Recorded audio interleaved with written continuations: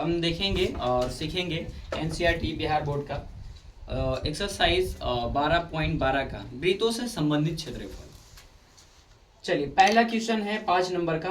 5 number का शायद पहला तो बन गया है ना जी, दूसरा है। चलिए दूसरा को हम देखेंगे, यहाँ पे सोल्व किए हैं और आप लोग को दिखाते हैं कि किस प्रकार से इसका कार्य है। पहले इसके बारे में हम लोग समझ लेंगे। त्रिज्या 21 सेंटीमीटर वाले एक वृत्त का चाप केंद्र पर 60 डिग्री का कोण बनता है। केंद्र पर क्या है, 60 डिग्री का कोण बनता है। अतिरिक्त करता है कि ज्ञात कीजिए, है ना, कि द्वारा बनाई गई चाप त्रिज्या खंड का क्षेत्रफल बताना था। चलिए इसमें पहले देखेंगे इसका त्रिज्या खंड, यानी कि सब निकालने है, त्रिज्या खंड का क्षेत्रफल निकालने के लिए बोल रहा है। तो हम पहले त्रिज्या देखेंगे। त्रिज्या 21 सेंटीमीटर दे ले, वहां पुट कर दिए इसका वैल्यू। आप देखेंगे थीटा बराबर 60 दे ले। एक इसका सूत्र होता है क्या, चाप की द्वारा बनाया गया, है ना। पहले कभी ये चाप के द्वारा बनाया गया है।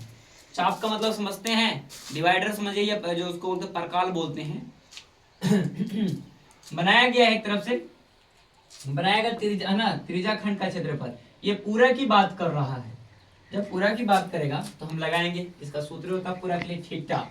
थीटा का मतलब होता है, ये कोणों का मान पूछ रहा है, थीटा बटा 360, है ना, डिग्री पाई आर स्क्वायर। तो सबसे पहले थीटा का वैल्यू कितना था, हम लोग 60 था यहाँ, जो कि हम लोग रखे थे। और पाई का वैल्यू 22 रखना, 22/7 रखना था। और इसका आर का स्क्वायर यानी कि त्रिज्या, त्रिज्या यानी कि 2 बार लिखने के लिए बोल रहा था। तो हम ऐसे उसका स्क्वायर ना लिख के दोनों को अलग अलग कर दी, काटने में आसान होता है, इजी। चलिए अब काटेंगे कैसे। थीटा का वैल्यू 60 रख लिए, 0 से 0 काट दिए, 6 6 36, कहानी खत्म। एक नीचे बचा 6। अब ध्यान से देखिएगा, 7 या 21 काट दिए, ठीक है। द्वितीय कितना करता है ना, 3 दूना 6, यहाँ 2 आ गया। तो 2 से यहाँ काटे हैं 11 दूना 22, यहाँ 11 बचेगा और यहाँ 21 बचेगा। तो 11 और 21 गुना करेंगे तो हमें हो जाएगा 231।